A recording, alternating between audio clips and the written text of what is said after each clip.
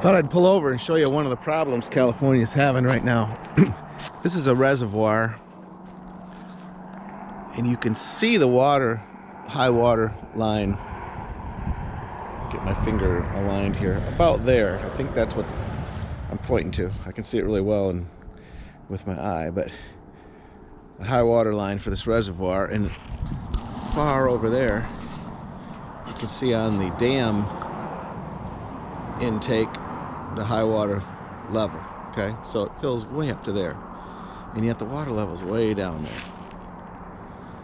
and they just haven't had enough rain, so the whole area is dry, and they're having these big huge fire issues. They've done a poor job of collecting rain. They've made the whole problem is bureaucracy. When they want to get something done, there's so many regulations and stipulations holding them up from accomplishing anything. They can't make changes that are necessary that would have avoided problems like this. Then the problem like this comes along, and then it's just bickering. Then it's an emergency situation. About whose fault it is. But I can tell you whose fault it is. It's the fault of the people who are holding up getting necessary things done. Illogical voices in government. There's no place for illogical voices in government. The other thing is this, I guess this is smog. Now from Michigan, and having traveled across the north to get here, I'm not used to this. I'm hoping this is not what Kings Canyon's gonna be like, because we won't be able to see anything. I'm looking over there saying I've got a mile of visibility maybe, and then it just disappears. It's like being underwater. The other thing is, for our Michigan boating friends, and I just showed in the last episode the wonderful, wonderful boating that we have. We're so spoiled in Michigan with our water that here's boating in California.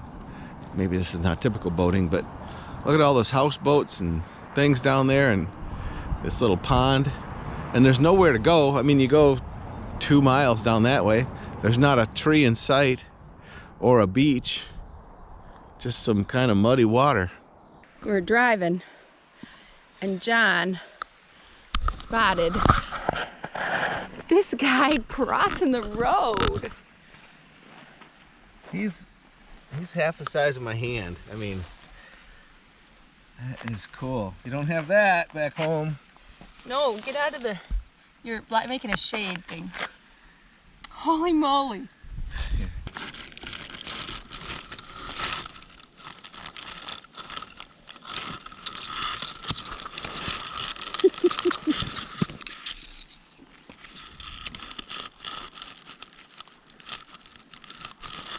Wow, look at those fangs.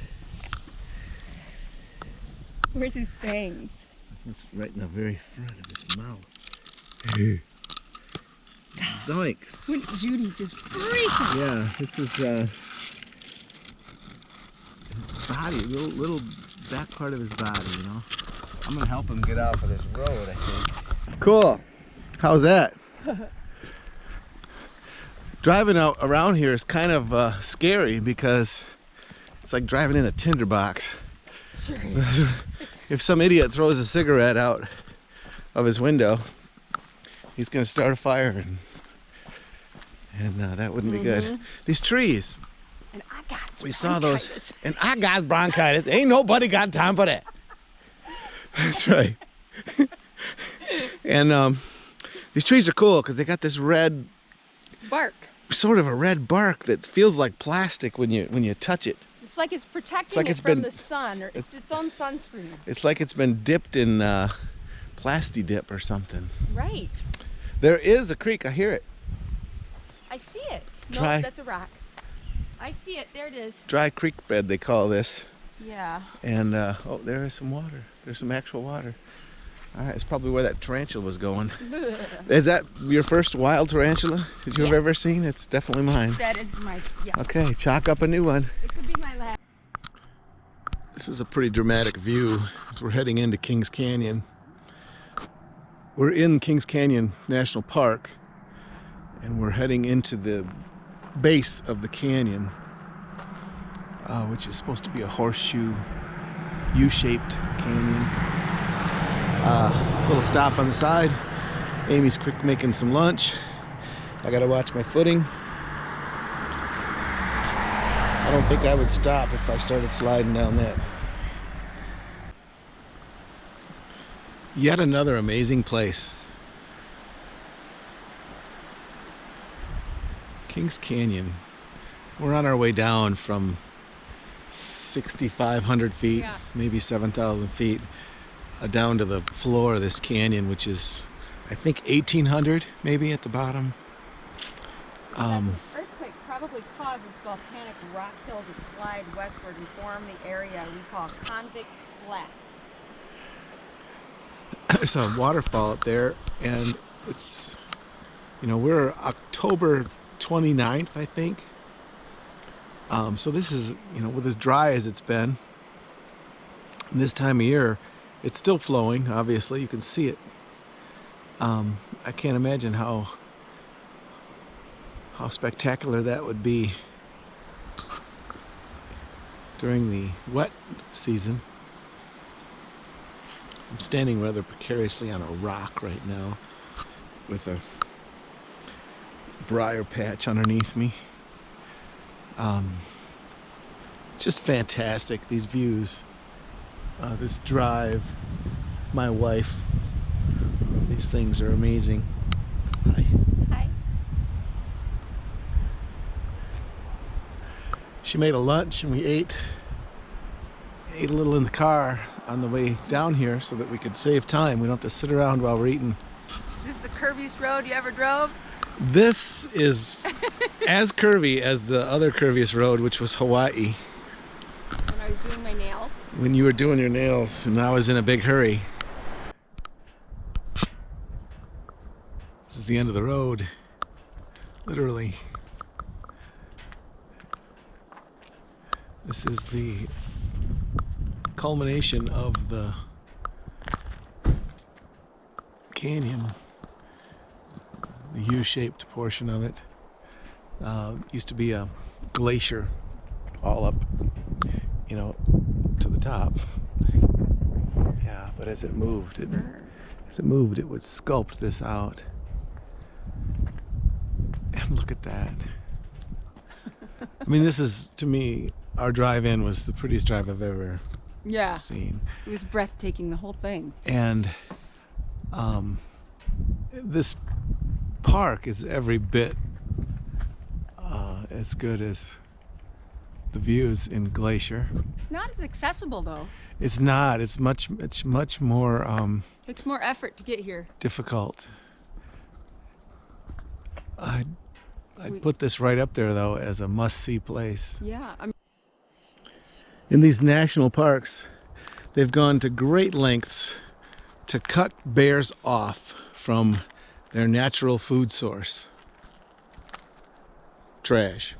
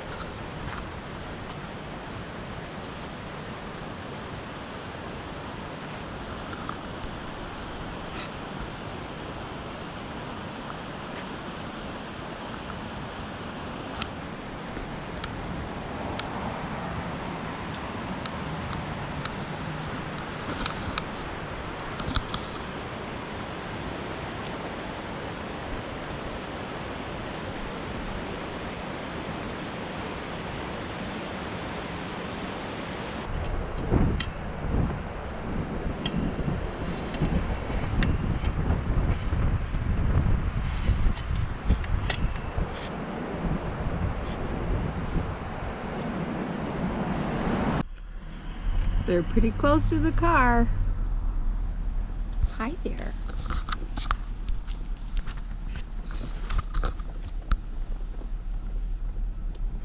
Aw.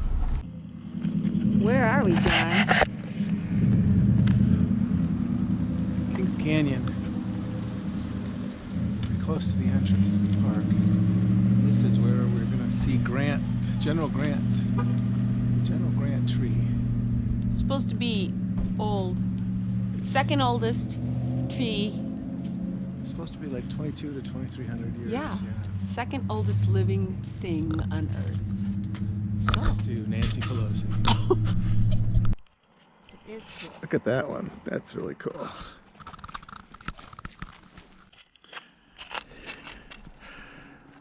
This tree fell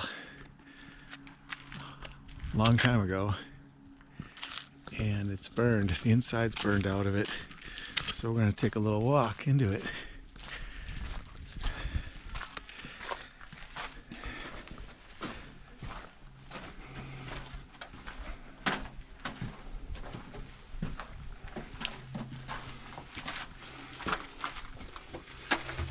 Wow, yeah, the inside, it smells a little smoky in here. It's, watch your step, Amy. Okay.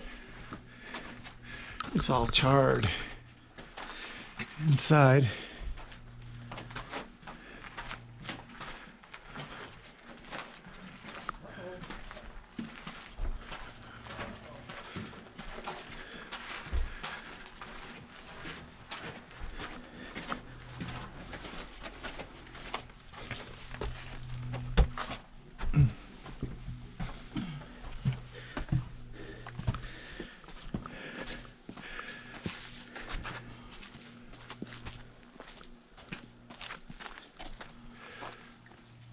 Well, that's the first tree I've ever gone through that way. Me too. If you want to read this, it'll tell you that that's a picture of this same tree from 1900. Look how they have the deer. That was the year my great-grandfather died. 1900. That same tree sat here in exactly pretty much the same shape. Hasn't really changed. The cavalry kept their horses in it. That's the one, yeah. Wow. Yeah. And they slept in there. Yep. The guys used it. This is the Grant tree, and that's Amy in front of it. And this tree, there's a very famous picture of this tree with Teddy Roosevelt and John Muir in front of it during their excursion that they took. And it's a pretty substantial tree. This is what they call the fire scar. Big old burned out area. It doesn't really hurt this tree a whole lot.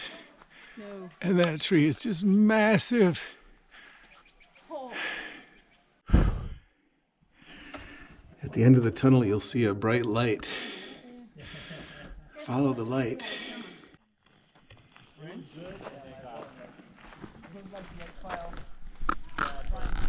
This cabin we're going to see was built in 1872 by Israel Gamlin and his brother Thomas. They lived in it for 2 summers while grazing sheep. Before living here, they lived in the fallen monarch, the tree that we took a picture of earlier where we talked about them having horses in it. This is their cabin that they lived in. Other people have used this cabin for various reasons, and it's going to be too dark to see much inside. Unless this camera's even better than I think. It's just a log cabin. Yeah, super sturdy. Holy cow. Yeah. I mean, it's been here for 150 years. The heart is still Darn in great close. shape. 2,300-year-old tree right here.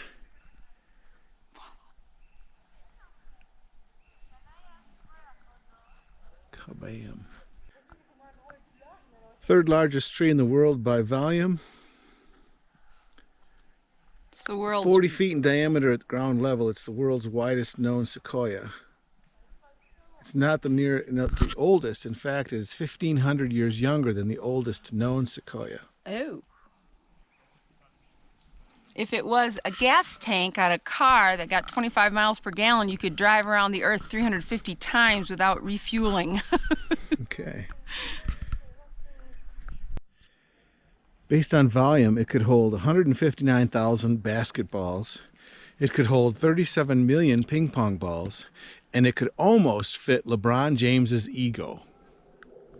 But not quite. Not quite. If you had 2 of these, though, it would do it.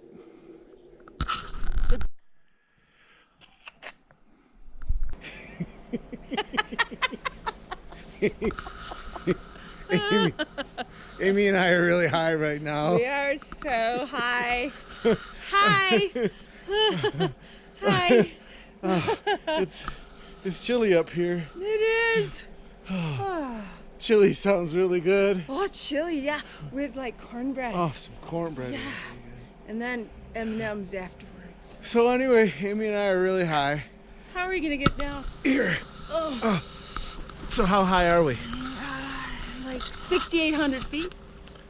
So we're about 6,800 feet. Yeah, we are. That's pretty high. Pretty high. What were you thinking? These 3 sequoias are in really good shape. They're a lot smaller, a lot younger. But you know what? They're a really beautiful tree. Really beautiful. They're really nice. Wear warm clothes when you come up here, especially this time of year. It is chilly. And no, we were not high. So I hope you can see this. It's a little dark. That is the Sherman tree, the General Sherman tree. It is the largest tree in the world. It's not the tallest tree in the world. It's not the largest around at the bottom tree. It is the largest tree by volume. And the top is dead, so the tree's trunk no longer gets taller. However, its volume keeps increasing because the trunk grows wider, adding enough wood to equal another good-sized tree. And I think it's starting like to rain or something. It's making a noise. So on the back behind you, this is the footprint of the tree. Oh, that's cool. That's the circumference of the tree. I like this tree here to the right. It's 3. Because there's 3 trees. There's one trunk with 3 trees coming out of it. That's very cool. I think that one's as impressive as General Sherman. Although, look at those people down there by General Sherman. Yeah. I'm not going to go down there because Me it's either. getting dark. We're hungry. And we're cold. But let's listen to the noise. It's 109 feet around at the ground. This is what the ground, the bottom of it looks like. This little stone area Granite stone. is the perimeter of the bottom of the tree. That's what it would look like if you could slice it open.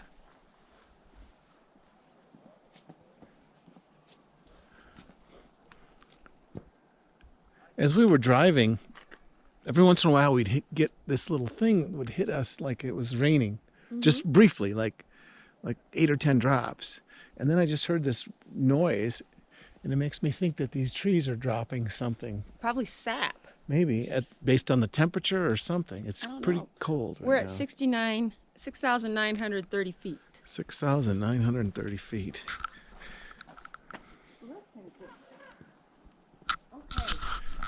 All right, now we got to walk up about 200 more feet, maybe 300. It's a nice path. When we got back to the parking lot, it had been about 20 minutes, after which time it dropped 12 degrees and it started to snow. And we left Sequoia. John's neck needed a break from looking up at all the sequoias and mountains. So we headed for the beach.